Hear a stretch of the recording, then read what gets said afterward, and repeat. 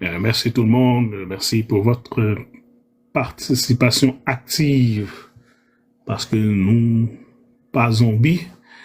Alors encore une fois, salutations Ubuntu à la Rombabe, le divin moi, salue le divin en chacun et chacune de vous.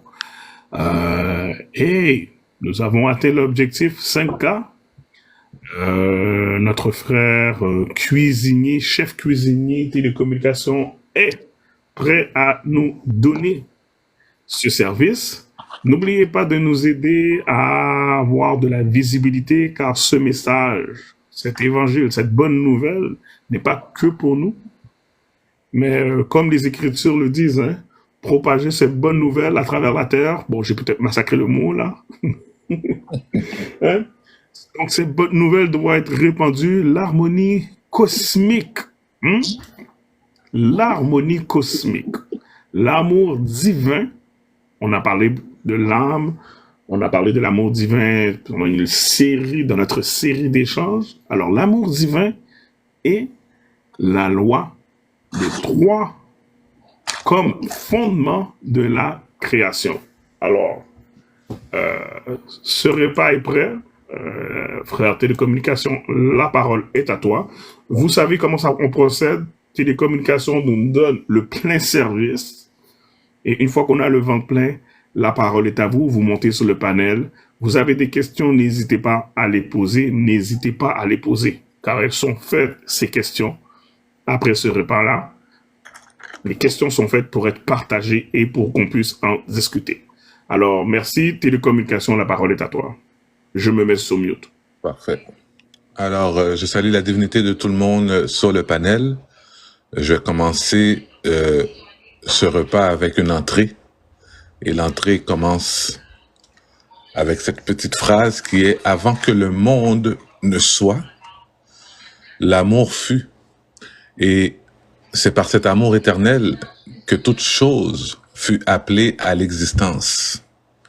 Car au cœur de l'univers, la loi des trois œuvre silencieusement, unissant l'infini et le fini, liant le créateur et la création, révélant que seul celui qui aime touche l'éternité. On se rappelle, hein? Seul celui qui aime touche l'éternité. Alors, voilà qu'est-ce qu'il y a au menu de l'harmonie cosmique, l'amour divin et la loi des trois comme fondement de la création. Alors, dans ce repas, nous allons explorer les concepts fondamentaux qui sous-tendent l'univers lui-même et la nature profonde de notre existence. On va s'aventurer aussi à comprendre comment les lois divines agissent dans le monde visible et invisible, guidant la création vers son ordre cosmique parfait. Alors, le premier terme, c'est la loi des trois. On va débuter avec la loi des trois, un principal fondamental de la création qui gouverne tous les phénomènes de l'univers. Et cette loi nous révèle que chaque manifestation dans le monde est le résultat de l'action d'une triade divine. Donc, on va découvrir comment que cette loi se déploie dans tous les niveaux de l'existence, du plus subtil au plus matériel, et comment elle façonne l'ordre du cosmos. Après ça, on va rentrer dans l'amour divin. Donc, l'amour considéré comme la force primordiale et créatrice de tout ce qui existe sera examiné en profondeur. On va apprendre que l'amour est l'essence même de la divinité et que toute création, du plus grand au plus petit, est régie par cette force d'unité, de renaissance et de régénération. En explorant cette puissance divine, on va voir aussi comment que l'amour permet la transformation spirituelle et ouvre la voie à l'alignement avec l'intelligence universelle.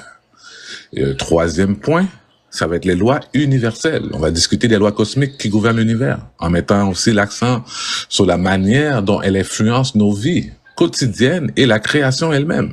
Donc, ces lois, à la fois invisibles et omniprésentes, ont pour but de maintenir l'équilibre, l'harmonie et la justice dans le monde entier. Donc, on va faire une petite étude de certaines lois qui va nous aider à comprendre comment naviguer à travers le monde matériel et spirituel pour atteindre la sagesse divine. En quatrième point, on va parler de l'équilibre cosmique. Okay? Donc, on va parler de l'harmonie et l'équilibre qui sont essentiels dans la création de l'univers.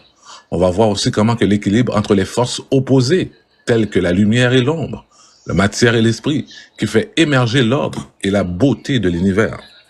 Donc, cet équilibre est la clé pour comprendre notre place dans le cosmos et nous permettre d'opérer dans l'alignement avec le divin. Et le cinquième point, c'est la transcendance et la transformation spirituelle. Donc, on va explorer la manière dont on pourrait transcender notre état actuel et à modifier notre ADN spirituel. OK? On va, en alignant avec certains principes cosmiques et divins, nous pouvons transcender les limitations de notre existence matérielle et atteindre une plus grande compréhension spirituelle et transformer notre vie vers un état supérieur de conscience et de lumière. Et au cours de ce repas, on va aussi intégrer quelques enseignements de diverses traditions mystiques et ésotériques, comme on va parler dans la Bible, de qu'est-ce que la Bible dit de ça, le Coran, la Kabbale, l'agnosticisme, le soufisme, l'hermétisme, le taoïsme et bien d'autres. Et bien sûr, pour terminer, on va terminer avec le vaudou. Et puis, pour comprendre la compréhension des lois divines et de l'harmonie cosmique. Donc, à travers ce repas, notre but est de guider chacun de vous vers une transformation spirituelle profonde, une compréhension nouvelle de votre place dans l'univers. OK? Et c'est un éveil à la puissance cachée de l'amour divin. Donc, vous allez découvrir que vous êtes les créateurs de votre propre réalité et que, par l'alignement avec l'amour et les lois universelles, vous avez le pouvoir de transformer le monde autour de vous. OK? Alors, préparez-vous à faire ce voyage intérieur profond, une quête de sagesse, de paix et de compréhension divine. Et soyez prêts à éveiller la lumière en vous. On va débuter. Alors, mes chers amis, aujourd'hui, on va se rassembler, OK, pour déguster ce repas et pénétrer les mystères qui sous-entendent l'existence même. Alors, nous nous engageons dans une exploration intérieure, un voyage sacré qui transcende les frontières de l'ordinaire et touche aussi les vérités profondes et universelles. Donc, nous allons contempler l'harmonie cosmique, dévoilant l'amour divin et la loi des trois comme les fondements de la création. Donc, cette trame invisible mais vivante qui imprègne tout ce qui est de l'infiniment grand à l'infiniment petit. Maintenant, imaginez un instant, OK, que le silence avant le premier souffle de la manifestation, ce moment où l'absolu, l'unité se prépare à s'exprimer dans une danse d'énergie multiple et créatrice. Donc, dans cette profondeur insondable se révèle la loi des trois, cette triade divine et éternelle qui agit comme la force essentielle reliant toutes choses. Donc, la première force qui initie, la seconde qui répond et la troisième qui lie et harmonisent ensemble, forment le mouvement divin, le premier acte de création. Donc, cette triade ne représente pas seulement un agencement cosmique, est une voie, un chemin vers la compréhension du tout, car elle nous montre comment l'unité se manifeste à travers la diversité, comment les énergies opposées trouvent leur résolution dans un point de rencontre sacré. Et c'est ici que nous découvrons l'essence de l'amour divin. Car l'amour, mes amis, n'est pas une simple émotion humaine. C'est la force créatrice fondamentale, l'hypothèse divine qui lie l'absolu à la création. Donc, l'amour est à la fois le berceau et le souffle de tout ce qui vit, la source et la destination de chaque être. Alors, aujourd'hui, je vous invite à transcender les limites du monde visible et à percevoir la vibration sacrée qui unit tout, à transformer votre compréhension de la réalité en un regard mystique où chaque élément du cosmos est un reflet du divin. Nous allons apprendre à voir les lois non comme des restrictions, mais comme des harmoniques, des voies de libération et de connexion profonde.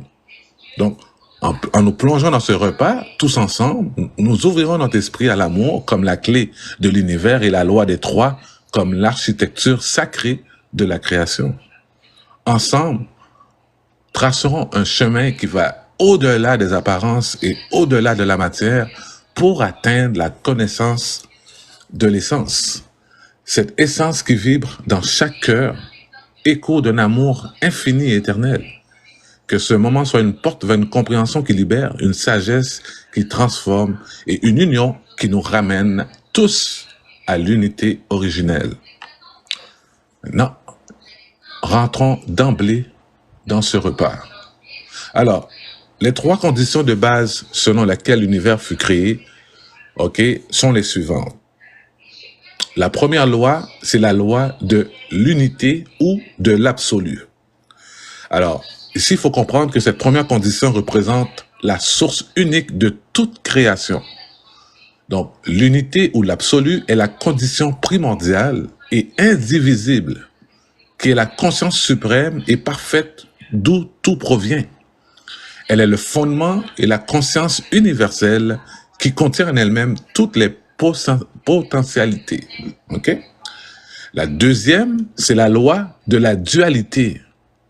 Ici, c'est la deuxième condition, qui est la manifestation de la dualité dans l'univers, ou la polarité entre les forces complémentaires comme le masculin et le féminin, ou bien la lumière et l'ombre. Donc, c'est cette condition de polarité qui permet la différenciation et la manifestation de la diversité. Dans ce cadre, la dualité représente la base même de la création, permettant le mouvement et la dynamique de l'évolution. Et la troisième loi, c'est la loi de la triade, ou de la loi des 3. Maintenant, la troisième condition est l'intervention d'une force unificatrice ou neutralisante qui réconcilie les opposés et qui crée un équilibre dynamique. Donc, cette force est souvent associée à l'amour divin ou une force créatrice qui permet la naissance et le développement de la création. La loi des 3 structure ainsi les processus de transformation et d'évolution au sein de l'univers. Alors ici, je veux avoir votre attention particulière et je vais parler surtout aux femmes. Je vais répéter la loi des 3 et j'espère que les femmes qui sont sur le panel comprennent très bien c'est quoi leur rôle. La troisième condition est l'intervention d'une force unificatrice ou neutralisante qui réconcilie les opposés et crée un équilibre dynamique.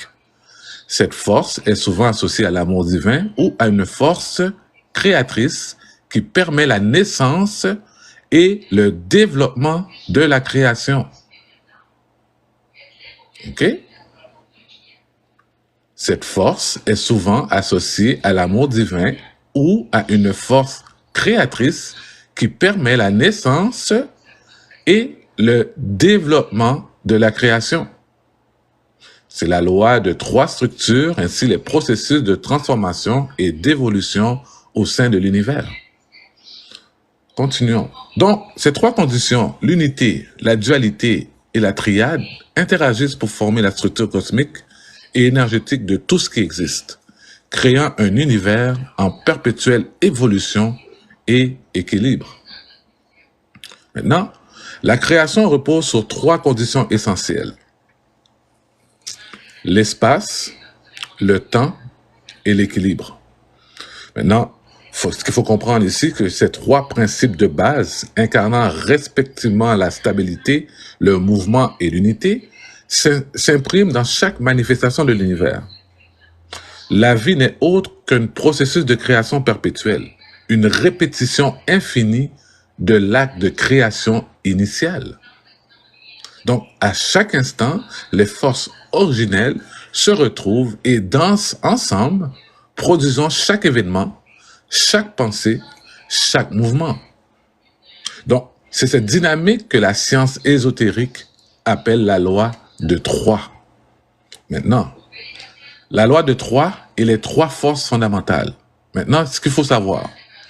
La loi de 3 stipule que tout ce qui existe résulte de l'interaction de 3 forces. Passive, active, neutralisante. Maintenant, ces forces correspondent aux 3 conditions de la création originelle. Maintenant, la force passive découle de l'espace. Elle représente la stabilité, la matrice qui reçoit et soutient. Maintenant, si on calcule comme il faut, là, la force passive qui découle de l'espace. Elle représente la stabilité, la matrice qui reçoit et soutient. C'est pas la femme, ça? On continue. La force active naît du temps, le moteur qui dynamise et stimule. Et la force neutralisante, elle, provient de l'équilibre, maintenant l'harmonie entre les autres forces. OK? Donc, ces trois forces agissent ensemble dans toute manifestation des événements de la vie quotidienne aux mouvements les plus subtils de nos pensées et de nos émotions. Rien dans l'univers ne peut échapper à cette harmonie en trois volets, car elle est la structure même de la vie. Maintenant, je vais vous donner quelques exemples pour comprendre l'interaction des trois forces. Pour faire du pain, la fabrication du pain, nous avons besoin de trois éléments. La farine représente la force passive, elle constitue la base, la matrice qui reçoit. Le feu qui incarne la force active qui transforme et cuit la pâte. Et l'eau qui symbolise la force neutralisante. C'est elle qui lie les éléments et permet leur union. Donc ici, la farine reste passive, recevant les actions du feu et de l'eau. Mais dans d'autres circonstances, ces forces peuvent changer de rôle selon l'objectif et le contexte. Maintenant, je vais aller un petit peu plus loin. L'exemple de la conception humaine. Donc, les rôles alternants des forces. Maintenant, considérons maintenant la conception d'un enfant. La femme joue le rôle de la force passive, l'élément réceptif qui porte et nourrit la vie. Maintenant, l'homme, lui, incarne la force active, initiant l'action par le mouvement de la conception. Donc, il faut que l'homme soit bandant. L'amour charnel, elle fait office de force neutralisante qui crée le lien sacré, qui unit et permet la naissance. Maintenant, si nous montons dans le plan physique ou le plan moral, les rôles changent. Donc, la femme devient alors l'inspiratrice, qui vient la force active, apportant une idée, une vision, tandis que l'homme prend le rôle de force passive, recevant l'inspiration, la développant en lui-même jusqu'à ce qu'elle prenne forme dans une œuvre ou un acte créatif. Maintenant, ce passage de la conception physique à la conception mentale démontre comment les forces échangent leur rôle et s'adaptent à la nature du plan où elles se manifestent. OK?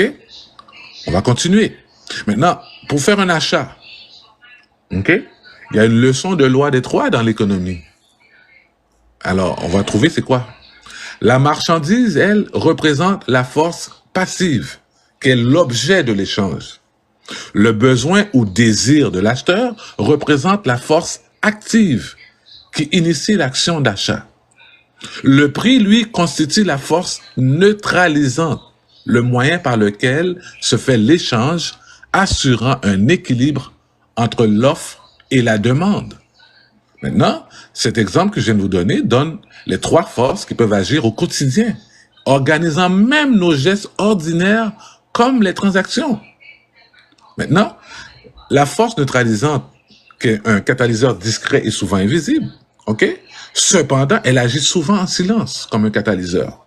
Elle peut passer inaperçue parce que notre esprit bipolaire tend à penser en termes de dualité de bien et de mal, d'actif et de passif, oubliant ce troisième principe qui, pourtant, unit les opposés. Sans elle, rien ne pourrait se lier, rien ne pourrait s'harmoniser. C'est elle qui assure la cohésion de toutes les créations des structures les plus matérielles aux idées les plus subtiles. Donc, il faut comprendre ici l'unité dans la diversité. Alors, ainsi, la loi des trois nous enseigne que la création est une œuvre d'équilibre entre des forces aux rôles divers, mais toujours complémentaires. Chaque événement, chaque pensée, chaque relation suit cette loi universelle. En voyant cela, nous comprenons que tout est relié harmonisée et qu'aucune manifestation n'est isolée ou autonome. La vie est une symphonie en 3 temps, une danse cosmique où l'actif, le passif et le neutralisant se croisent et se complètent, recréant sans cesse l'univers dans une harmonie parfaite. Ok? Donc, j'espère que ça va vous aider à observer la danse des 3 forces dans chaque aspect de votre vie. Que vos esprits puissent s'ouvrir à cette sagesse universelle et que votre cœur, dans chaque action, trouve l'équilibre parfait, l'harmonie éternelle de la création. Ok? Maintenant, pour vous édifier un petit peu plus, ok, on va rentrer encore dans la nourriture avec plus de nutriments. Ok? Alors, on va décortiquer ces concepts ésotériques en les reliant avec des exemples concrets et accessibles afin de mieux saisir la subtilité et la profondeur des lois de 3. Maintenant, les forces et leurs manifestations dans la matière. Okay? Dans l'univers, chaque manifestation matérielle est soutenue par une danse sacrée entre 3 forces fondamentales, la passive, l'active et la neutralisante. La tradition nomme les substances qui canalisent ces forces de manière spécifique. Non, entrons dans la science. Oxygène, eau, lorsque la matière est le support de la force passive. Carbone, C, lorsque la matière est le support de la force active. Azote, N, lorsque la matière est le support de la force neutralisante. Et hydrogène, H, désigne la substance elle-même indépendante de la force qui agit sur elle. Ok? Ces désignations sont métaphoriques et ne doivent pas être comprises dans un sens purement scientifique, mais comme une clé ésotérique pour appréhender les mouvements de l'énergie dans la matière et les interactions universelles. Maintenant, je vais reprendre le même exemple, ok, avec les 4 mots que je vous ai donnés ici, qui est oxygène, carbone, azote et hydrogène, pour faire du pain. Ok, on va reprendre l'exemple du pain. Ok, la farine, c'est l'oxygène, la force passive. Ok, c'est elle qui supporte c'est le support de la potentialité et de la substance.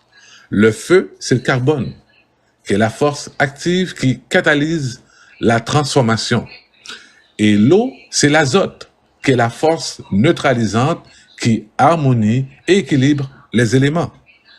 Ok? Sans équilibre, le pain échoue. Trop d'eau ou pas assez. Et le pain ne prend pas. Un feu trop faible ou trop intense, il brûle ou reste cru. Cet équilibre entre les forces illustre que toute manifestation est une alchimie fine où chaque composant doit se soumettre à une juste mesure pour révéler l'harmonie. Donc, c'est un processus d'équilibre universel et donc une leçon que la loi des 3 nous enseigne, applicable dans chaque domaine de la vie. Ok? Alors, l'importance de la force passive et la primauté du toi. La tradition mystique attribue une importance primordiale à la force passive, qui contient en elle-même la matrice de toutes les potentialités. Dans la création, le divin passe de l'état monopolaire du moi à l'état bipolaire du toi. Ok? Du toi universel, bien sûr. Donc, ce sacrifice où le divin se limite volontairement pour manifester l'univers est une offrande d'amour inconditionnel. Un acte qui rappelle les paroles de Saint Jean qui dit « Dieu a tellement aimé le monde qu'il a donné son Fils unique ».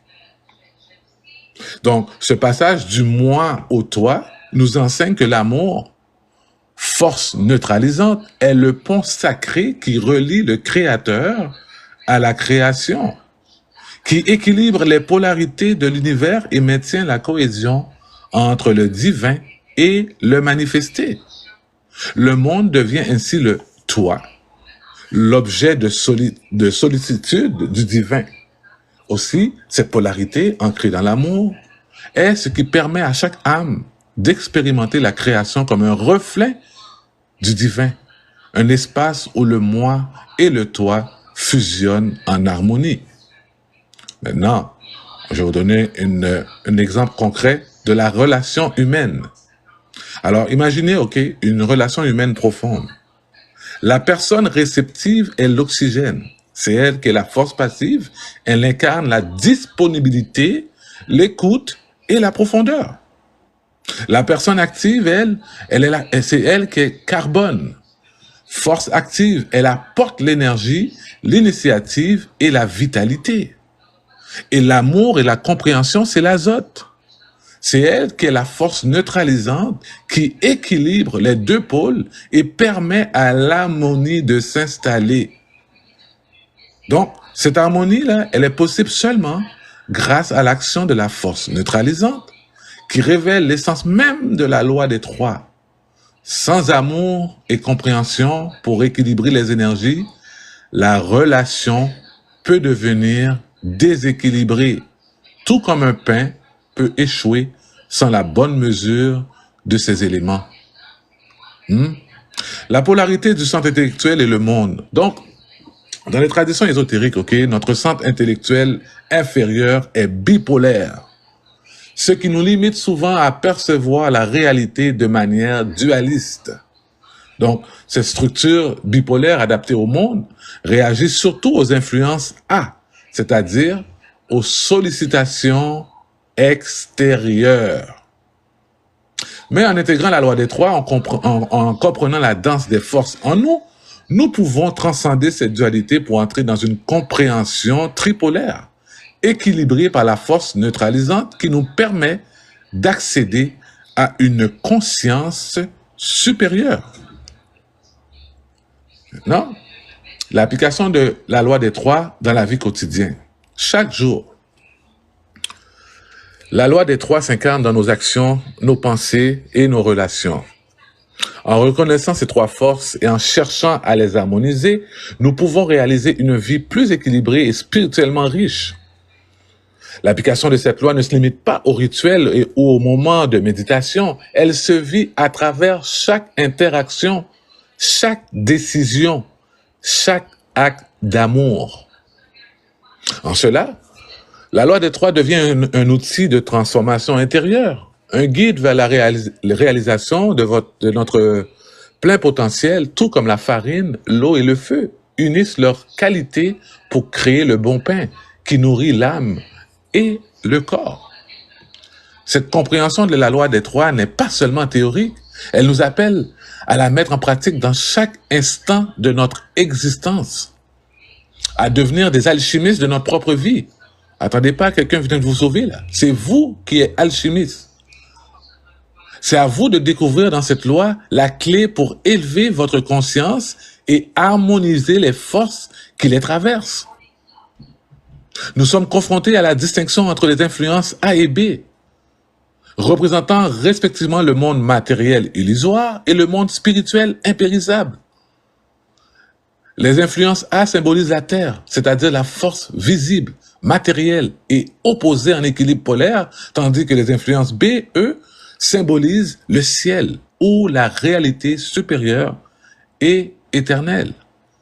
Maintenant, l'idée d'un monde construit par des forces bipolaires en opposition met en lumière la nature du monde matériel comme un lieu d'apprentissage limité aux perceptions dualistes de la personnalité humaine. La conscience humaine piégée par la structure bipolaire de l'intellect est attirée par le monde des influences A et en devient esclave. Ce monde de dualisme, bien qu'illusoire et impermanent, a cependant un rôle divin à jouer. C'est quoi son rôle? Mais il constitue un champ d'expérience nécessaire au développement humain. Jésus, lui, dans les évangiles, nous rappelle la futilité de cet attachement matériel.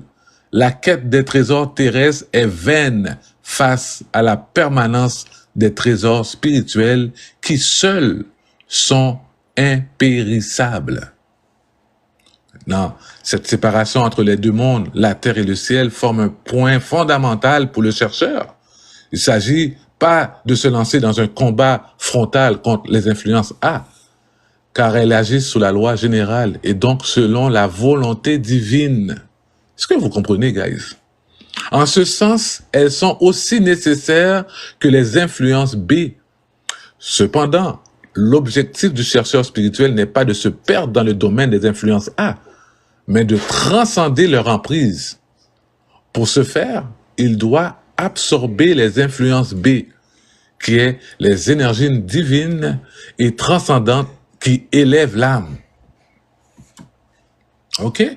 Les influences B ont une nature supérieure et peuvent nous libérer du cycle perpétuel des influences A, à condition d'accepter avec humilité cette guidance spirituelle.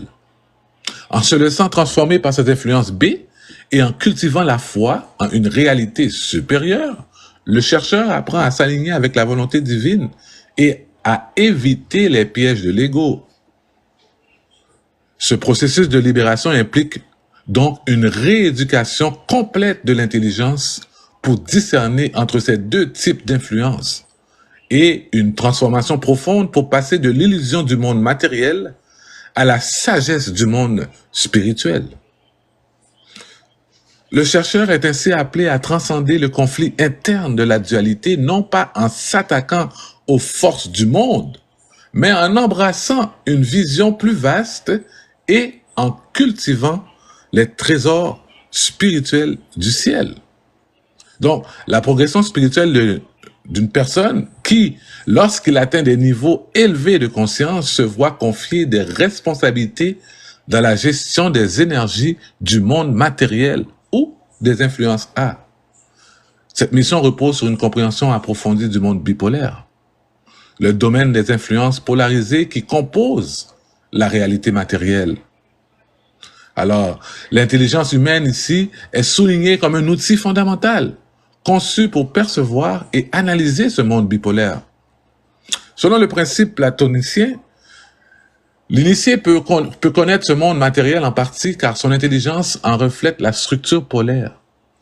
Cependant, l'intelligence, bien qu'aiguisée à un niveau élevé, reste un instrument mécanique, appartenant à la personnalité et donc limité aux trois dimensions du monde phénoménal. OK?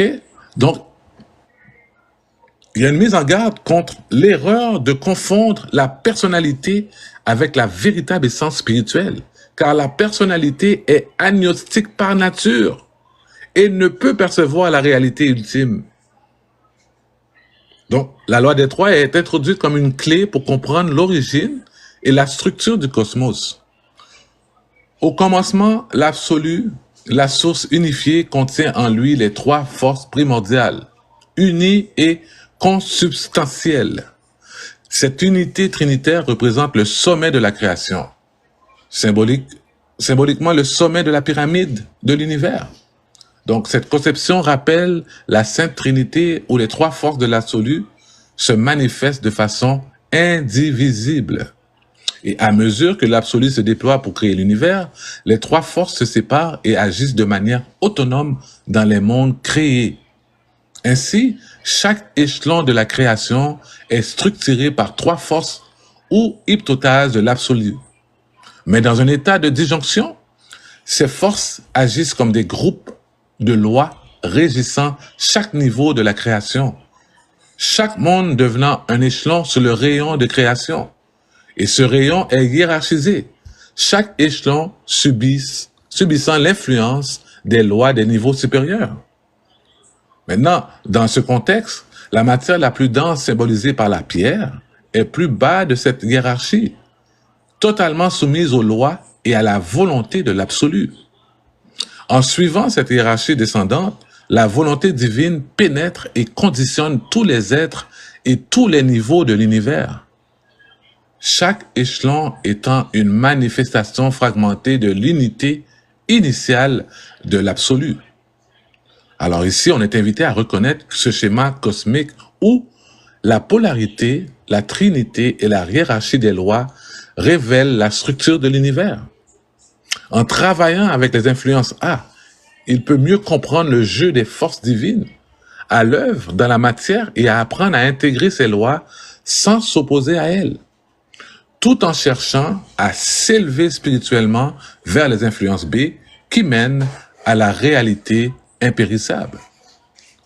Maintenant, il faut comprendre que les chiffres associés aux échelons du rayon de création symbolisent le nombre de lois ou de groupes de lois qui régissent chaque niveau de l'existence. Maintenant, ces lois représentent des forces conditionnantes auxquelles chaque échelon est soumis avec une diminution progressive de liberté à mesure que l'on descend depuis l'absolu jusqu'aux niveaux les plus denses de la création. L'absolu, représenté par le chiffre 1, est le seul état d'existence pleinement libre, car il contient en lui-même une triade unifiée symbolisant une liberté absolue et indivisible. Donc, plus un être s'éloigne de l'absolu, plus il devient assujetti à un nombre croissant de lois. Je vais répéter. Plus qu'une personne s'éloigne de l'absolu, plus il devient assujetti à un nombre croissant de lois. Ainsi, un être situé sur la Lune est lié par bien plus de lois qu'au niveau de l'absolu. Et les êtres terrestres soumis à 48 groupes de lois sont encore plus contraints. À ces 48 lois fondamentales de la Terre viennent s'ajouter les lois propres à la vie organique, celles de la société et celles liées aux structures sociales comme les familles, les castes et les races. C'est cette accumulation de lois qui crée une existence pleine d'obstacles, formant une véritable jungle de restrictions pour l'homme. Est-ce que vous comprenez? Donc, le salut, là. Oh oui, nous sommes pas là. Ça, c'est méchant, ça, c'est méchant. Non, mais vous connaissez, nous-mêmes, nous parlons en ce ici, on a bon manger, vous comprenez? Faut nous parler clair. OK? Faut nous parler clair, faut que les gens comprennent. Moi, j'espère qu'ils l'ont écrit sur Exum, c'est fort ça. OK? Donc, le salut, hein, tout le temps, la dit, oh oui, nous sommes pas sous la loi, nous sommes sous la grâce. C'est vrai? Écoutez ça. Le salut, dans une perspective exotérique, consiste en une libération progressive de cette multiplicité de lois. Cette libération n'implique pas une lutte directe contre chaque loi, car un tel effort nécessiterait d'innombrables vies pour surmonter toutes les lois individuellement. Alors, va falloir faire revenir à plusieurs fois sur cette terre-là pour pouvoir surmonter toutes les lois qui s'appliquent à nous en étant dans la chair. Au contraire, la sagesse ésotérique enseigne qu'il est nécessaire de transcender cet état dans son ensemble en trouvant un moyen de contourner ces lois. Maintenant, le passage introduit également une nouvelle compréhension de la notion de pouvoir. Dans la science ésotérique, le véritable pouvoir signifie la liberté, non la domination ou le contrôle sur autrui. La liberté spirituelle se gagne en se dégageant des influences et des lois inférieures, en choisissant avec discernement les engagements auxquels on se soumet. Chaque engagement volontaire, bien qu'il implique la soumission à de nouvelles lois spécifiques à ce domaine, devrait être pris en pleine conscience de ses implications. Vous vous embarquez dans plein affaire, guys. Vous lisez même, vraiment vous lisez même pas. C'est un livre, mettez signature, nous. Mais il y a des signatures verbales, il y a des signatures par la pensée aussi. Donc, chaque engagement volontaire, bien qu'il implique la soumission à des nouvelles lois spécifiques à ce domaine, devait être prise en pleine conscience de ses implications. Combien de personnes que vous êtes rentrées dans un engagement puis vous n'êtes même pas conscient des implications? Après ça, vous allez vous plaindre. Oh, Non, c'est votre responsabilité. Est-ce que tu étais en pleine conscience avant de signer, avant de prendre l'engagement volontaire? Alors, cela ici met en lumière le piège de la jeunesse. Même si vous avez 40 ans et tout, là, je vais vous dire où est-ce que nous tous, y compris moi, à la One Badet, on s'est fait prendre depuis la jeunesse. Alors, je mets en lumière le piège de la jeunesse, où l'individu accepte des engagements sans pleinement comprendre les obligations qui en découlent. Hmm? Hein? Les jeunes là, qui ont le coucher grand matin, vous savez même pas c'est quoi le sexe. Vous savez même pas c'est quoi le rôle d'un phallus ou bien d'un pénis. Vous savez même pas c'est quoi le rôle d'un vagin. Non, c'est temps de nous tendre que vous êtes en couple, que c'est mon boyfriend, c'est mon girlfriend. Puis, vous acceptez des engagements sans pleinement comprendre les obligations qui en découlent. En vieillissant, beaucoup passent alors la deuxième moitié de leur vie à gérer ces obligations. Vous pensez quoi? L'univers vous voit pas? Vous prenez des responsabilités sans même connaître, et puis vous allez vous coucher sur le ventre d'une femme, vous la devez pour le reste de vos jours, oui. C'est ça, oui, qu'on vous dit ici, là. En vieillissant, beaucoup passent alors la deuxième moitié de leur vie à gérer ces obligations. Ça, c'est y compris ni l'homme, ni la femme. Il n'y a pas de passe pour qui. La voie ésotérique nous invite à éviter cet asservissement en cherchant une voie de libération intérieure, en transformant notre relation aux lois qui nous gouvernent pour retrouver un pouvoir. C'est quoi ce pouvoir-là? Ben, c'est la liberté spirituelle, oui, véritable et durable. L'amour est présenté comme la force créatrice fondamentale, le lien qui unit le toi universel au moi absolu. Donc, cette force est décrite comme une puissance neutralisante qui s'étend à travers tous les échelons de la création, conservant son essence inaltérable tout en adoptant des formes variées en fonction des différents niveaux d'existence. Maintenant, l'affirmation biblique « Dieu est amour » est interprétée ici comme une déclaration de l'essence divine de l'amour lui-même, suggérant que Dieu et l'amour sont interchangeables. En effet, connaître Dieu dans ce contexte est présenté comme une expérience directe de l'amour universel, un amour inconditionnel et éternel qui anime tout. L'amour en tant qu'hypothèse divine est aussi perçu comme la force de la renaissance et du renouvellement perpétuel. Cette puissance n'est pas statique, mais dynamique, assurant la perpétuation et l'évolution de l'univers. C'est elle qui est le cœur battant du cosmos, permettant la continuité de l'existence tout en favorisant le changement et la transformation. Donc, l'amour est à la fois le fondement et le moteur de tout ce qui existe. La perfection de l'univers est mise en avant, indiquant que même ce qui nous semble être du désordre n'est qu'une apparence, résultant de notre perception limitée. Notre compréhension fragmentaire ne nous permet pas de saisir l'ensemble des influences B, qui sont des forces subtiles ou spirituelles agissant sur nous. Cette limitation nous empêche de percevoir l'ordre divin sous-jacent, mais selon la loi universelle, tout être et tout phénomène contribue à un but supérieur. Chaque aspect de l'univers, conscient ou inconscient, sert la réalisation d'un dessein précis au sein du grand univers. Cela réfère à la loi des trois. Donc, la première loi divine de la création qui régit l'organisation de la vie universelle.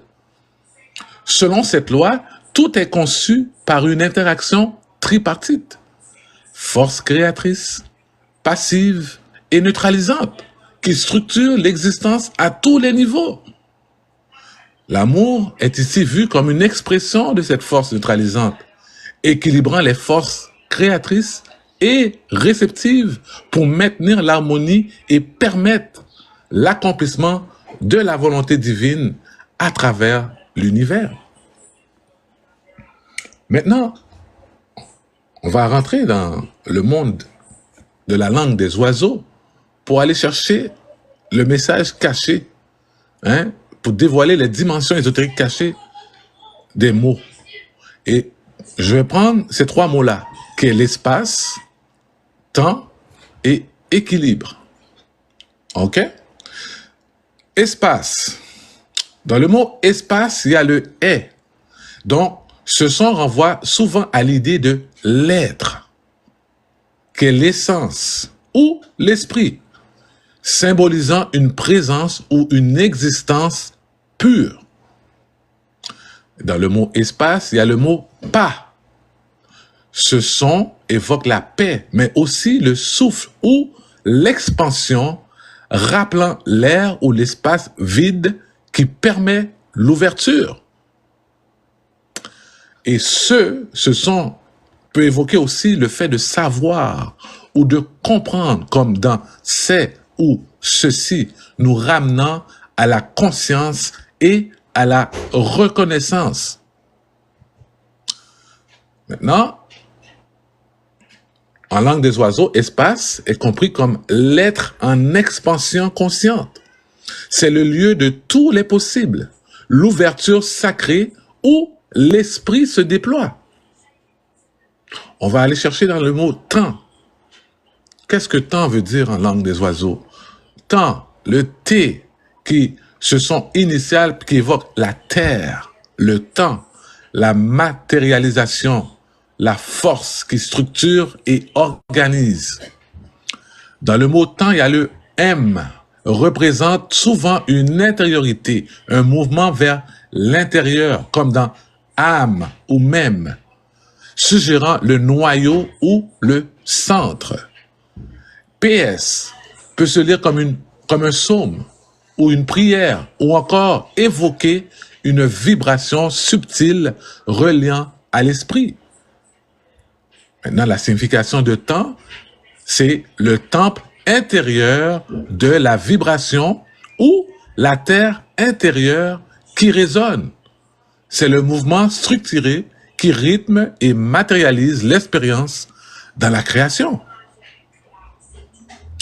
Maintenant, on va vérifier le mot équilibre en langue des oiseaux. Équi, qui est dans équilibre, ce début fait écho à l'égalité, l'équanimité et ce qui est équilibré ou stable. Il évoque aussi l'union ou l'équilibre de deux polarités. OK? Libre, ce son évoque la liberté, le fait d'être libéré, rappelant l'harmonie véritable qui est l'équilibre entre les forces opposées. Maintenant, en langue des oiseaux, équilibre signifie l'union libre des forces. Il est l'harmonie qui résulte de la libération intérieure où chaque polarité se trouve en parfaite alliance avec son opposé. Ainsi, l'espace devient le champ de conscience, de la conscience. Le temps, elle, c'est la vibration incarnée. Et l'équilibre, elle, c'est la liberté harmonieuse de toutes les forces en union parfaite. Ces trois éléments forment un triomphe mystique, la trinité sacrée qui compose le chemin vers la compréhension du tout. Alors, je ne peux pas vous laisser comme ça sans rentrer en numérologie pour comprendre que chaque lettre porte une vibration énergétique et un sens mystique particulier. On va examiner espace, temps et équilibre. On va interpréter leur vibration numérologique d'un point de vue mystique et profond. Alors, espace, E égale 5, S égale 1, P égale 7, A égale 1, C égale 3, E égale 5. La somme nous donne 22. 22 est un maître nombre. Maintenant, le 22 est un maître nombre qui représente l'architecte de la réalité, la construction divine à travers la matière et l'esprit. C'est un nombre de transformation, de vision et d'ascension. Il reflète l'idée de la création de l'univers à partir du vide, un espace sacré où le divin peut se manifester. Ce nombre est lié à l'équilibre entre les mondes matériels et spirituels, à la fois le potentiel pur et la structure cosmique. L'espace incarne donc l'ouverture infinie dans laquelle toutes choses peuvent naître, évoluer et se réintégrer dans la source divine. Maintenant, je vais aller dans temps. Temps, T égale 2, E égale 5, M égale 4, P égale 7, S égale 1. La somme totale de ce mot est 19. On réduit à 1 plus 9 qui est égal à 10 et on réduit encore 1 plus 0 qui est égal à 1. Maintenant, il faut comprendre ici que le 1 est le principe des nombres qui symbolise l'unité, l'origine, le commencement, la singularité de la source. Maintenant, le temps, sous cette lumière, devient la manifestation de l'instant divin dans la linéarité de l'existence. En mystique, il est la force qui structure l'univers, séparant le non manifesté du manifesté. Le temps, dans sa première essence, n'est rien d'autre qu'une projection de la conscience divine qui se déploie à travers des cycles, des rythmes et des moments d'éveil. Le 1 souligne la puissance de la volonté créatrice dans son acte premier, qui est la création. Le temps devient ainsi l'outil sacré de la manifestation de l'unité dans la diversité. Et le troisième mot qui est équilibre, et qui est le E qui est égal à 5, Q qui est égal à 8, U qui est égal à 3, I qui est égal à 9, L qui est égal à 3, I qui est égal à 9, B qui est égal à 2, R qui est égal à 9, E qui est égal à 5. La somme de ce mot est 53, réduit à 5 plus 3 qui est égal à 8. Le 8 est le symbole de l'infini, l'abondance, de l'harmonie parfaite entre l'esprit et la matière. C'est aussi le nombre de justice universelle et de l'équilibre dynamique entre les polarités. L'équilibre sous cette vibration est perçu comme une force cosmique qui gouverne le retour à l'harmonie et à la vérité fondamentale de l'univers. Le 8 nous enseigne que l'équilibre n'est pas un état figé, mais une danse dynamique des opposés. Une cyclicité entre les forces créatrices et destructrices, masculine et féminine, lumière et obscurité. En mystique, il représente le flux d'énergie divine entre les mondes, trouvant toujours sa voie vers l'équilibre parfait. Le centre où réside la puissance d'harmonie de toute chose. OK? Alors, espace, qui est 22, qui est un maître nombre, porteur de la vision divine que structure l'univers, c'est l'ouverture infinie où tout peut émerger et évoluer, une toile vierge pour la création. Temps, qui est égal à 1, le commencement, l'unité, la volonté créatrice. Le temps est la projection de la source dans la manifestation. Le 1 est l'élan originel. Et équilibre, qui est égal à 8, l'infinité, l'harmonie entre les forces. Donc, le 8 enseigne que l'équilibre n'est pas l'immobilité, mais la danse perpétuelle des forces cosmiques. Maintenant, ces trois mots ensemble représentent la création dans son totalisme divin, un mouvement sacré d'expansion, espace, d'initiation, temps et d'harmonie vivante, équilibre. Il incarne l'essence de l'univers, la danse des forces en constante évolution, guidée par l'amour divin. Maintenant, si on combine les sommes numériques des trois mots, espace, temps et équilibre, pour comprendre le message subliminal et leur lien avec le repas que nous dégustons, ok? Sachant que le total de 22, qui est espace, temps 1 et équilibre 8, ça nous donne le chiffre 31. Réduit à un seul nombre, c'est le 3 plus 1. Maintenant, voici le message de ces trois mots, ok, subliminal. Le 4 comme fondement de l'harmonie divine. Maintenant, ce qu'il faut comprendre ici, c'est que le 4 est le nombre qui symbolise la structure divine, la stabilité et l'ancrage spirituel dans le monde manifesté. Il est souvent associé à l'idée de la fondation et de la construction solide. Dans la numérologie, le mystique, le 4 représente la capacité de matérialiser l'harmonie divine dans la réalité terrestre. OK? Maintenant, le maître nombre 22 indique la vision divine de la création. Il incarne l'idée de construire l'unité à partir du vide, une structure cosmique dans laquelle toutes choses ont une place et une fonction. L'espace est la toile de fond, un champ sacré d'expansion. Temps qui est égal à 1, qui est le 1 qui représente l'origine de la création, l'acte divin de l'initiation et le début d'un cycle cosmique. Dans cette perspective, le temps est la force motrice qui anime l'univers. Chaque instant, une nouvelle occasion d'éveiller et de manifester l'ordre cosmique. Et le 8 qui est l'équilibre, le 8 qui est l'infini, l'harmonie dynamique des opposés. Mais au-delà de l'équilibre, il symbolise aussi la justice universelle, qui est la loi cosmique de la réciprocité.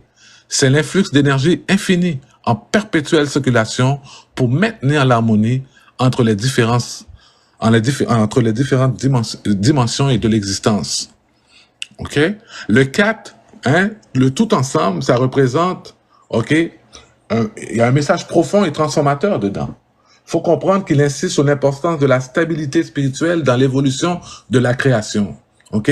À travers l'espace, l'infinité du champ de possibilités, le temps qui est le mouvement divin qui ordonne et guide, et l'équilibre, lui, qui est l'harmonie entre les forces. Il nous invite à ancrer la réalité divine dans notre expérience quotidienne. On vous demande d'arrêter d'être des zombies disponibles et de se réveiller et d'être conscient dans chaque chose que vous faites. Il est essentiel de chercher l'ordre dans le chaos apparent. Même si que vous voyez qu'il y a un chaos, que la vie semble difficile, c'est pas pour rien. Il y a quelque chose qui manque. C'est de reconnaître que tout est lié à un ordre divin plus élevé, même lorsque nous percevons des déséquilibres à travers nos sens. Le 4 nous rappelle que l'harmonie cosmique ne peut être vécue pleinement que lorsqu'elle est solidement ancrée dans le monde physique. Alors, pour atteindre cette harmonie divine, l'individu doit être en harmonie avec l'univers. À travers l'espace, qui est l'expansion, le temps, qui est la création et manifestation, et l'équilibre, qui est la circulation de l'énergie infinie. Le 4 incarne ainsi la cyclicité divine qui permet à la loi de 3 de se manifester sur Terre, créant aussi un cycle de renaissance et de transformation continue. L'harmonie cosmique, qui est le 4, devient l'invitation à comprendre que l'univers tout entier est une le mot est collé dans ma bouche. Je répète. L'univers tout entier est une architecture divine. Il est un appel à bâtir l'ordre à partir du chaos, à organiser notre vie en alignant nos actions avec les forces cosmiques fondamentales, qui est l'amour divin, le temps des cycles créateurs et l'équilibre qui est des énergies. Ce processus nous amène à transcender la matière pour atteindre la plénitude spirituelle. Donc, le message est clair. Pour que l'harmonie cosmique se manifeste, il faut d'abord bâtir cette fondation intérieure stable, ancrée dans la compréhension du divin qui régit l'espace, le temps et l'équilibre. Maintenant, nous allons rentrer dans les traditions spirituelles pour comprendre que, encore une fois, toutes les traditions mystiques de toutes les races nous ont donné ce message.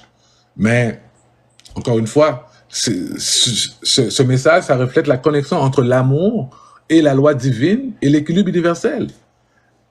Donc, arrêtez de croire que vous êtes sous la grâce. Ça n'a rien à voir. Les lois sont là. Alors, je ne sais pas, frère, si tu es là, on peut rentrer, je pense que je t'avais envoyé les passages. Universel? Oui. On rentre dans le...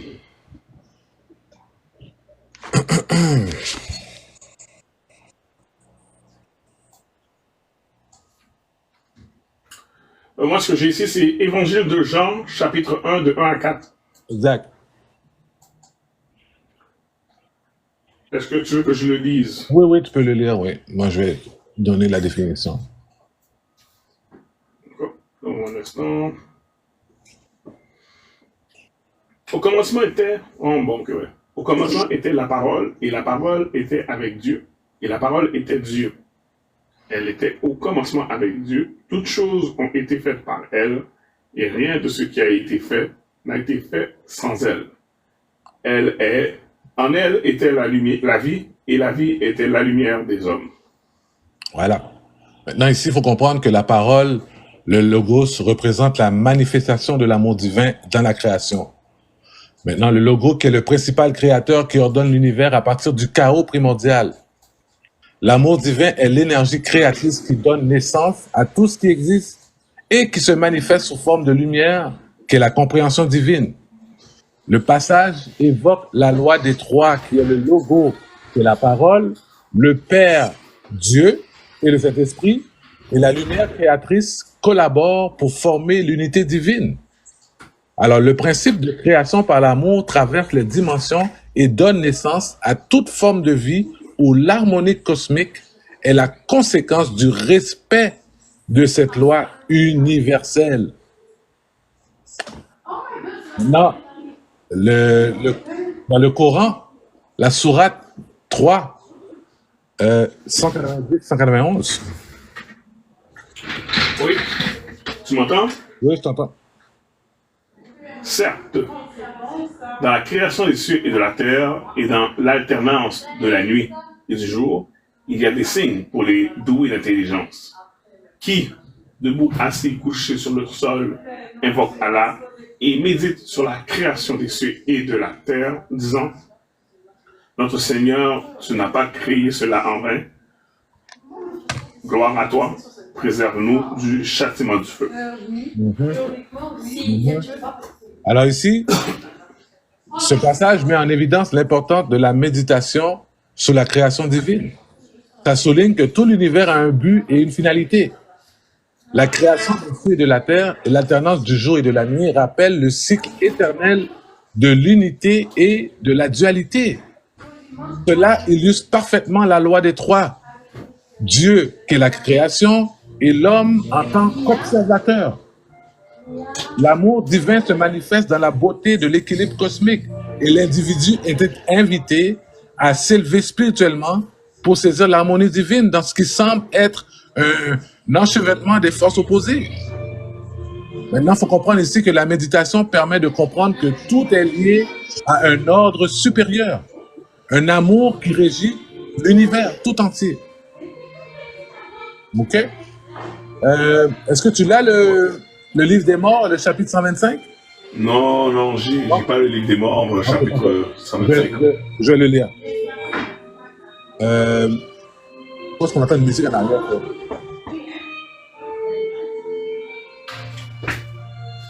Tu vas le lire en anglais ou quoi? Non, je le lis en français, mais il y a juste la musique en arrière qui me fait peur. Ok, attends une minute. Je vais mettre. C'est de mon côté, je vais me mettre sur mute. Ok, parfait. Ok. Alors ici, dans le livre des morts, dans le chapitre 125, le passage se lit comme suit. Je suis celui qui crée et qui détruit, le double de tout ce qui existe. Je suis le tout en un. Je viens des eaux primordiales, du chaos, le maître de la lumière et de l'obscurité. Je suis celui qui fait régner l'équilibre. Alors ici, l'Égyptien Ra, comme source de toute création, incarne la loi des trois, où l'unité du tout, qui est le chaos primordial, la lumière divine et l'obscurité de la matière, doit être équilibrée. Alors, ce passage évoque l'idée que la création et la destruction sont les deux faces d'un même processus cosmique, nécessaire à l'évolution spirituelle. Maintenant, le concept du maître de la lumière et de l'obscurité reflète le principe d'harmonie cosmique, l'amour divin qui ordonne l'univers. Maintenant, le chaos primitif représente l'infini potentiel créateur et l'équilibre est atteint lorsque les forces opposées se retrouvent en parfaite symbiose, ce qui est essentiel pour maintenir l'harmonie divine. OK? Maintenant ici, encore une fois, je vais peut-être me répéter, mais dans la panthéon Yoruba et les Orishas, OK? Oshun, douce et bienveillante, toi qui répands l'amour comme l'eau douce qui coule dans les rivières, que ton amour purifie nos cœurs, qu'il guérit nos âmes et qu'il unit toutes choses. Encore, Oshun, l'Orisha de l'amour, mais aussi l'équilibre spirituel et symbolise le flux cosmique de la création. L'amour qu'elle incarne est une énergie fluide et nourrissante, l'essence même de l'harmonie cosmique. Le flux de l'eau représente le mouvement fluide du temps. En tant que Korisha, Oshun est une manifestation de la loi des trois, où l'amour, la création et la renaissance s'entrelacent pour nourrir l'humanité et maintenir l'équilibre cosmique. Dans le soufisme maintenant, Rumi, il y a un passage qui dit « L'amour est l'essence même de l'univers. Sans lui, le ciel et la terre seraient réduits à du néant. L'amour est l'âme de toute chose, et c'est par l'amour que l'on accède à la vérité. » Ici, Rumi nous enseigne que l'amour divin est la force qui sous-entend toute la création. L'amour n'est pas simplement une émotion, mais une puissante force cosmique qui lie tous les êtres entre eux et avec Dieu. C'est par l'amour que l'on peut accéder à la vérité ultime de la création, comprendre la loi des trois et l'équilibre cosmique. Le mouvement du cœur est une expression de l'amour divin qui transcende l'esprit humain et permet l'unification avec le divin pour vivre en harmonie avec l'univers tout entier. Maintenant, je vous emmène à la Kabbale, la séphirote et l'arbre de vie. Dans l'arbre de vie, le flux des 10 séphirotes est une manifestation du divin, de l'amour infini qui ordonne l'univers et guide la création vers l'unité divine. Maintenant, l'arbre de vie dans la Kabbale, elle représente la structure de l'univers et chaque séphirote symbolise une émanation divine de l'amour. Les 10 séphirotes interagissent dans un flux de 3 principaux. Le Keter, qui est la couronne divine, la Bina, qui est l'intelligence, et le Hokma, qui est la sagesse, qui représentent respectivement le Père, la Mère et l'Esprit. Le flux de ces 3 principes forme une structure divine parfaite dans laquelle l'amour est le lien entre ces énergies opposées, créant ainsi l'harmonie cosmique et permettant l'unification spirituelle avec le divin. Dans le platonisme, le Timée, il y a un passage qui dit « Le monde est une grande harmonie, une seule âme, et tout ce qui existe est créé par l'intelligence divine qui fait régner l'ordre et l'équilibre. » Maintenant, il faut comprendre ici que Platon décrit l'univers comme un être vivant et harmonieux, gouverné par l'intelligence divine, qui est le démiurge. Le monde matériel est une réflexion de l'ordre céleste. Et toute chose suit un principe divin de proportion et d'équilibre. La loi de 3 se manifeste ici à travers l'âme du monde, le logo et la substance matérielle qui, ensemble, créent l'harmonie parfaite. L'amour est l'énergie divine qui lie ces principes et permet à l'univers de se maintenir dans un équilibre parfait. Maintenant, dans le taoïsme, le Tao Te Ching, le Laozi, il y a un passage qui dit que le Tao qui peut être exprimé n'est pas le Tao éternel. Le nom qui peut être nommé n'est pas le nom éternel. Le Tao est tout ce qui est. Il est l'origine de tout et la force créatrice de l'univers. Là, dans le taoïsme, le Tao représente la force cosmique primordiale, une énergie invisible et fluide qui gouverne l'harmonie de l'univers. Le Tao n'est ni une entité fixe, ni une énergie statique. Il est à la fois l'origine et la fin de toute chose. Cette compréhension mystique est parfaite résonante avec la loi des 3, où le Tao, l'origine, la création, l'univers manifesté et l'homme, l'observateur, sont liés par le flux de l'amour divin qui maintient l'équilibre universel. Le Tao est le principe d'harmonie qui relie tous les aspects de l'existence dans une danse sacrée, un ordre divin où chaque élément trouve sa place et se nourrit de l'amour éternel. Dans le stoïcisme, l'épithète, le manuel, il y a un passage qui dit « Ce qui ne dépend pas de nous, nous devons l'accepter avec calme et grâce. Et ce qui dépend de nous, nous devons l'utiliser pour vivre en accord avec la nature, en harmonie avec le cosmos. » Maintenant, il faut comprendre ici que le stoïcisme enseigne l'acceptation et l'équilibre intérieur face aux événements extérieurs, en reconnaissant que tout est régulé par un ordre naturel divin. Le principium divin qui gouverne l'univers est l'amour cosmique, un principe qui exprime à travers la loi des 3, la nature, le monde manifesté, l'homme, le sage qui accepte son rôle dans l'univers, et la divinité qui est l'âme universelle. Le stoïcisme invite l'individu à se relier à cet ordre supérieur et à comprendre que tout ce qui existe est un reflet du plan divin, où l'harmonie et l'équilibre doivent être cultivés par la compréhension et l'acceptation de l'amour dans tous les aspects de la vie. Ok? Dans le bouddhisme, dans le Dhammapada, le verset 183-184, ce passage, il dit que ce qui est maître de son esprit, qui a atteint l'illumination, voit l'univers dans son intégralité. La paix réside dans la compréhension de l'équilibre entre les forces. La paix réside dans la compréhension de l'équilibre entre les forces. Maintenant, le bouddhisme enseigne que la sagesse et l'équilibre sont essentiels pour la transformation spirituelle. L'esprit éclairé perçoit l'harmonie cosmique en comprenant que l'amour est la force qui relie toutes les choses dans l'univers. Le bouddhisme, avec sa vision de l'interconnexion de toutes choses, incarne la loi des trois, qui est la sagesse, qui est la compréhension divine, la compassion, qui est l'amour divin, et la libération, qui est l'équilibre cosmique. Donc, ces trois éléments se rejoignent dans l'harmonie universelle, un état où la paix intérieure mène à la compréhension de la vraie nature de l'univers et de l'amour cosmique qui l'anime. Maintenant, je vais vous rentrer avec vous dans la théosophie avec Helena Blavatsky. Alors, il y a un passage qui dit dans son livre que l'univers est une grande école spirituelle où l'âme humaine apprend à se purifier, à transcender l'illusion et à s'unir à l'amour divin qui guide la création. La théosophie enseigne que l'âme humaine est un voyage à travers l'univers pour s'unir à l'amour divin, qui est une force cosmique primordiale qui maintient l'ordre et l'équilibre dans l'univers. Alors, ce passage évoque la loi des trois aussi. Le divin qui est l'âme humaine et la nature, le monde matériel, qui interagissent pour permettre à l'âme de s'élever spirituellement.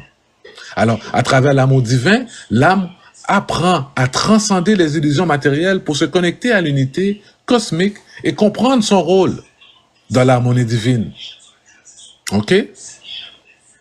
Dans l'anthroposophie de Rudolf Steiner, il y a un passage dans son livre qui dit que l'homme est appelé à comprendre l'unité spirituelle de l'univers, à reconnaître l'amour divin dans tous les aspects de la vie et à manifester cet amour dans ses actions. L'anthroposophie propose que l'humanité doit s'éveiller à la connexion spirituelle avec l'univers. L'amour divin est perçu comme une force spirituelle active qui traverse toute la création et régit l'équilibre entre l'humain, la nature et le divin. Alors, ce passage nous rappelle que l'amour est une loi universelle qui relie tous les plans de la réalité.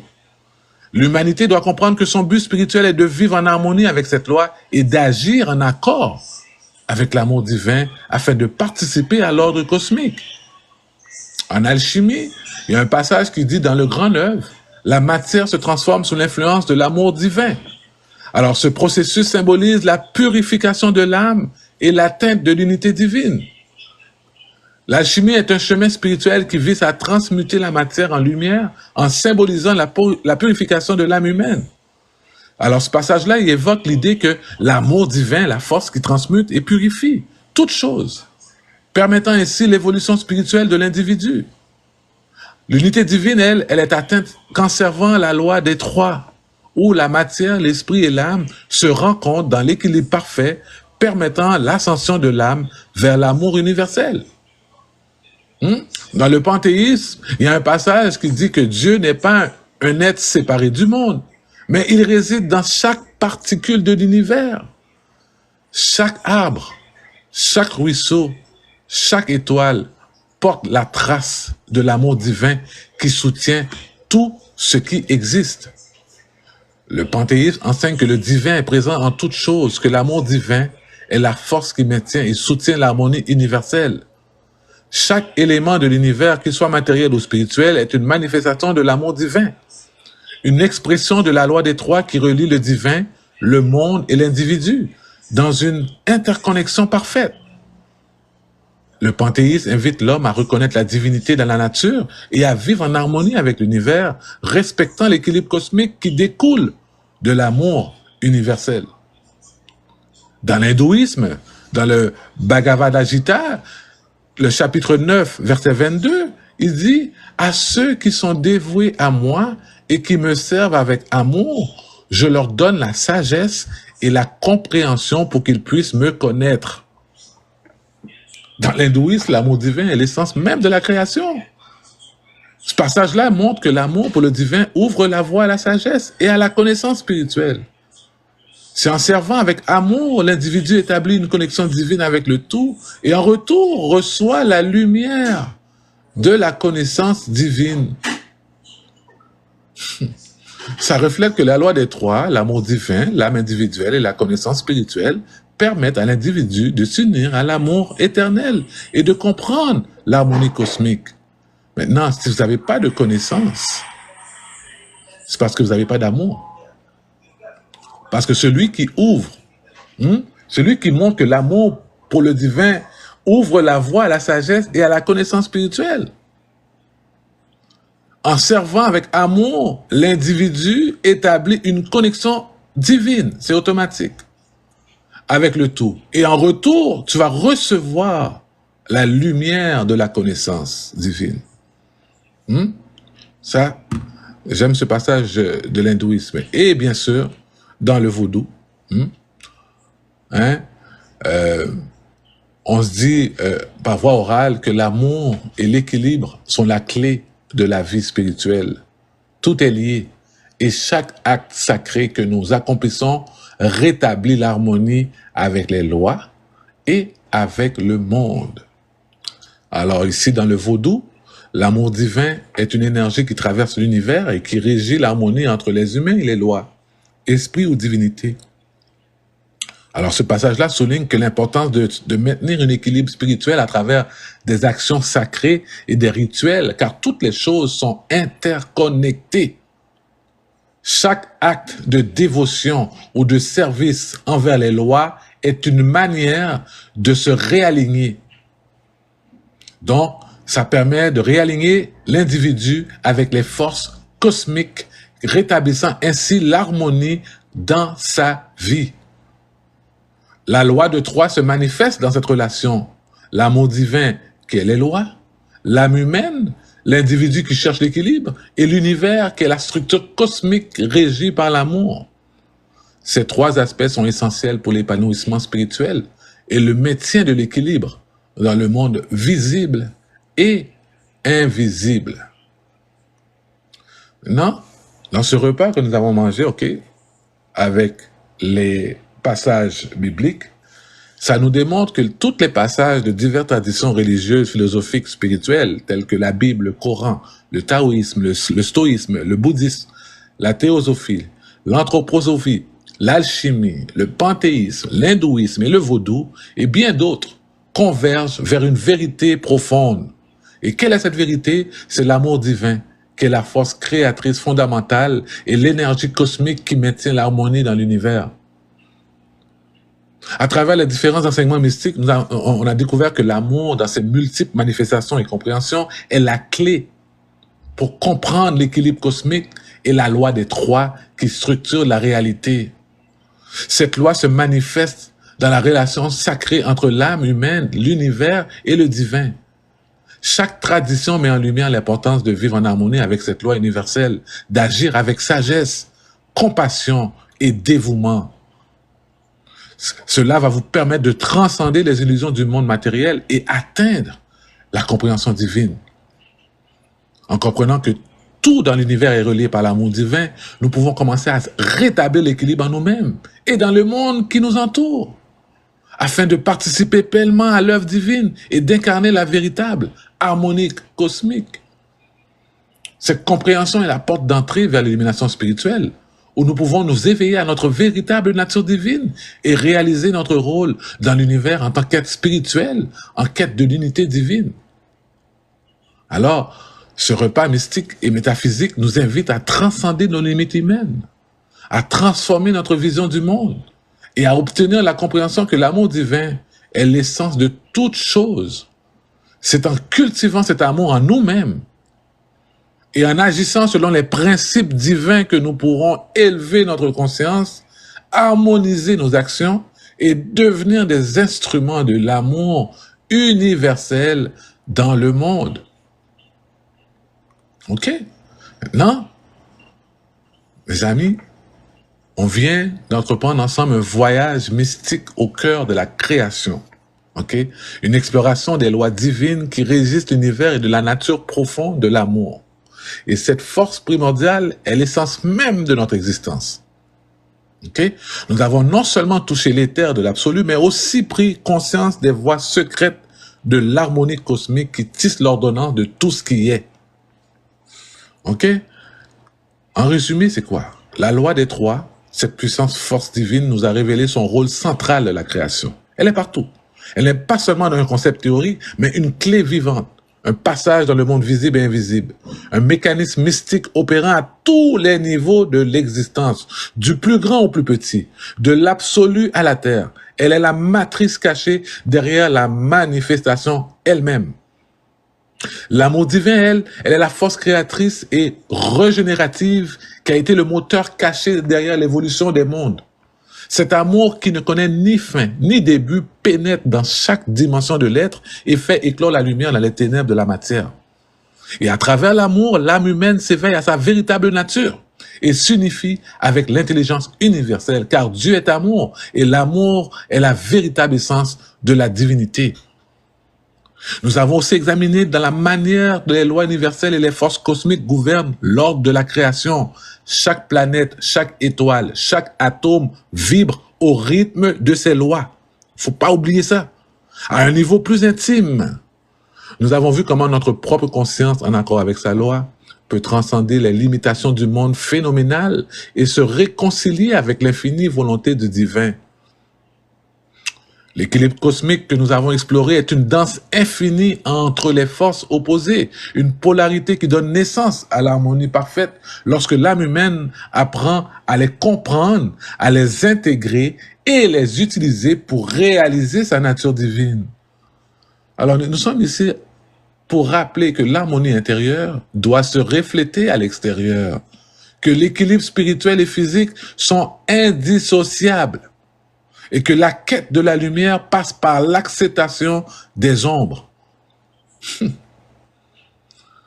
Enfin, l'unité des trois éléments qu'est l'espace, le temps et l'équilibre nous révèle que le grand secret de la transformation de l'ADN spirituel. Cette capacité à transcender les dimensions limitées de notre être matériel pour incarner l'essence divine. C'est par l'alignement avec ces vérités éternelles que l'homme peut réellement changer. Non seulement dans sa compréhension intellectuelle, mais aussi dans ses profondeurs internes, modifiant ainsi son ADN. Vous devez savoir ceci, nous sommes tous des créateurs de notre propre réalité. Le monde dans lequel nous vivons avec ses lois et ses cycles est le reflet de notre conscience collective. Lorsque nous comprenons ces lois, lorsque nous nous alignons sur les principes cosmiques, nous avons le pouvoir de transformer non seulement notre vie, mais l'ensemble du tissu universel. Chaque pensée, chaque geste, chaque intention est une semence plantée dans l'âme du monde. Nous devons régler Haïti. Vous voulez vraiment changer Haïti? Commence à changer ton monde intérieur. Parce qu'il faut comprendre ici que dans le monde dans lequel que nous vivons, avec ces lois et ces cycles que vous ne connaissez pas, puis que vous vivez dans la lune, on vous demande d'arrêter d'être des zombies disponibles, et puis de comprendre que cette zombification-là, elle est le reflet de notre conscience collective. Une fois que l'éveil s'est fait, que nous comprenons ces lois, c'est lorsque nous nous alignons sur les principes cosmiques que nous avons le pouvoir de transformer non seulement notre vie, mais l'ensemble du tissu universel. Parce que chaque pensée, chaque geste, chaque intention est une semence plantée dans l'âme du monde. Alors ici, que ce repas soit une clé pour vous, pour ouvrir la porte de votre propre transformation. L'amour est la force qui soutient tout. En nous éveillant à cette vérité, nous devenons des instruments de la création divine. Nous allons désormais regarder chaque événement, chaque rencontre, chaque moment avec des yeux nouveaux, des yeux qui voient à travers les voiles de la réalité apparente, percevant la lumière cachée derrière l'ombre. Vous êtes venu chercher la connaissance, mais là, vous repartez maintenant porteur de sagesse. Parce que vous êtes les ambassadeurs de l'harmonie cosmique, des bâtisseurs de l'équilibre et des créateurs de monde où l'amour sera le seul et unique guide. Embrassez cette vérité et sachez que vous portez en vous l'étincelle divine, l'ADN sacré de la création elle-même. OK? Alors, je vous laisse avec ces mots-là. Que l'amour soit votre guide et que l'équilibre cosmique vous accompagne dans chaque pas de votre voyage spirituel. Soyez bénis.